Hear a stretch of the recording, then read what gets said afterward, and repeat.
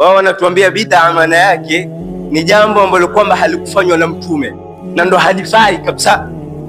Twawaambia sisi anna mujarrada tarki, kwamba mujarradu wa kitu Mtume ukiacha, la yaktadhi tahrim, haipelekei kwamba lile jambo ni haramu.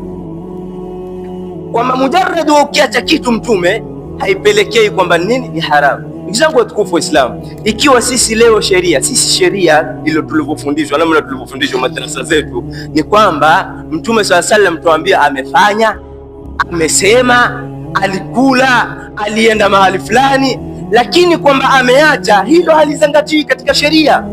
Hatuwezi tukasema Mtume hakula pilipili ndio pilipili ni haramu.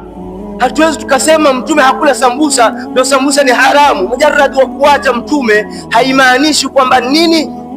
Na hili lilijibiwa katika hadithi yake aliposema alhalalu ma halala Allah, halali ni ile iliyohalalishwa na Mungu, wal haramu ma harrama Allah, haramu ni ile aliyoharamisha Mwenyezi Mungu, wama sakata anhu, na kile alichokinyamazia, fahuwa afiyatahu, fahuwa al-afwa, hiyo nini? Ni msamaha. Fakhudhu min Allahi afiyatahu, chukueni kutoka na Mwenyezi Mungu msamaha kutoka kwake. Na maana kila kilichoachwa Mtume wa Mwenyezi Mungu hakukisema, basi huo ni msamaha. Alafu Mwenyezi Mungu Mtume akamalizia katika hadithi, wa ma kana rabbuka nasiya, hakuwa Mwenyezi Mungu ni mwenye kusahau chochote. Wale wanaosema kwamba kila kinachoachwa na Mtume basi ni haramu, hadithi ndio hii hapa, kwamba mujarradu tarki la yani la yaktadi tahrim, haimaanishi kwamba nini kuna uharamu.